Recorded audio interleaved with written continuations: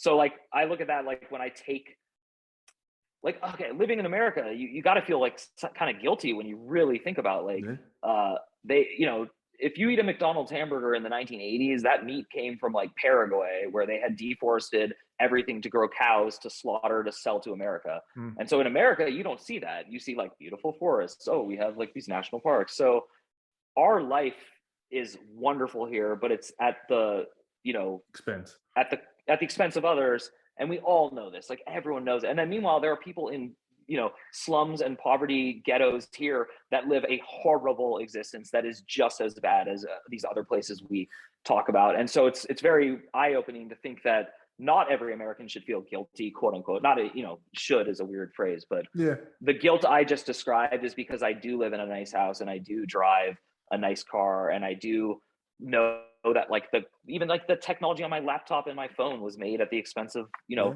I'm really into the environment. So for me, it's like deforestation. It's not so much people that I'm worried about. Mhm. It's like taking from nature too much to the point where it's going to all spill over. And that goes back to this, like, would you drink every day until 40 and then die of cirrhosis, or would you not drink every day, live to 80, All right. So let me unpack that a little bit because I think it's super Yeah. interesting. So on the one hand, there's a thread in that which I very much agree with, actually, which is like the only thing that's really tangible. Like there's no clear answers. We don't know anything for sure. So the only thing that's really tangible for us that we can ground ourselves in as we're making these decisions in life. Do I drink, for 20 years or do I not? It's this sense of like a very generic, stupid term, but like overall goodness for us. Some people call it happiness, joy, satisfaction, whatever you want to call it. I think Aristotle had a fancier word for it, but whatever.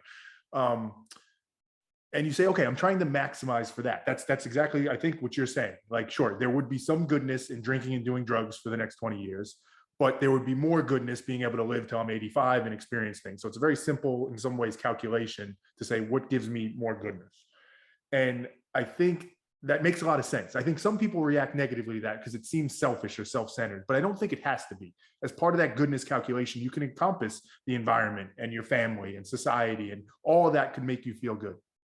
But still within that, there's these questions of like, how do I know though? Like, how do I know what's going to make me feel best, or what brings the most goodness? Or, there's also an aspect of it which it's so complicated. So take what you said with the example, like maybe I care about the environment and people and people that live in poor conditions, but it's so hard to actually live with integrity towards that, because you and I probably both conceptually could say, yeah, it's horrible what it takes to make an iPhone, but I'm going to use this iPhone today all day. And still, in some ways, somebody would say that's not integrity with what you actually believe in.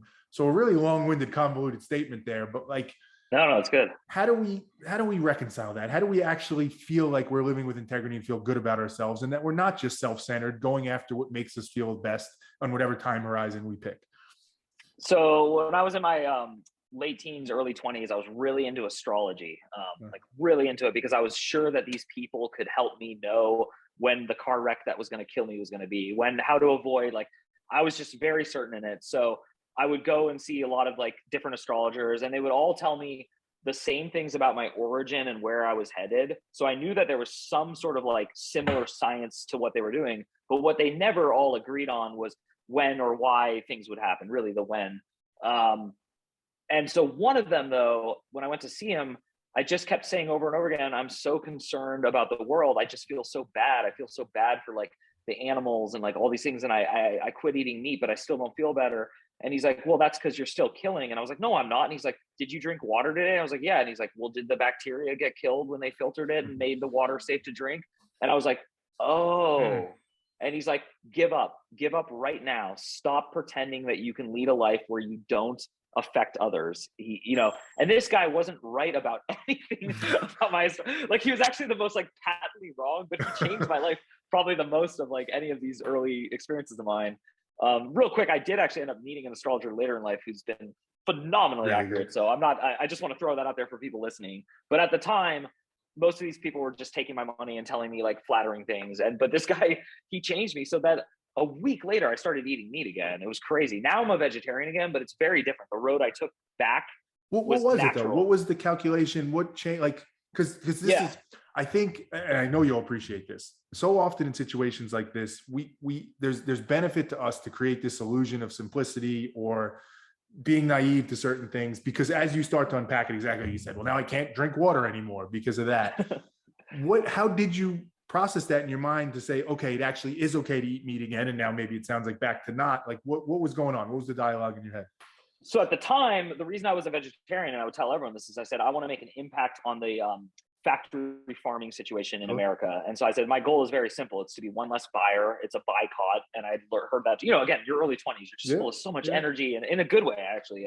People get so mad at young people for being angry. And I'm like, well, I was plenty angry, and so I'm glad that people still care, because like I said, I'm 40 and I care a lot less. And that's sad. But on the road to this vegetarian, so yeah, I started eating meat a week later because I realized it was pointless, and all my friends were eating it, and I was going to the same bars and restaurants as them, and those places weren't changing the numbers of orders. They were getting just as much fried chicken. I also worked in restaurants, so I knew how much they threw out meat that doesn't sell. So I was like, this is even worse. Like, they already slaughtered these animals. I might as well. So I started eating them. Then what happened was, a few years ago, I just started noticing that there's like plenty to go around and I don't want it. And it was such a different like mind frame. It's not like I'm not hurting animals and I feel so self-righteous. There's no sanctimonious behavior now, which I think is the number one thing I would say to 20-year-old Mike from 40-year-old Mike is, your sanctimonium like mayhem will just decline as you age, and you'll feel a lot better about life. Like,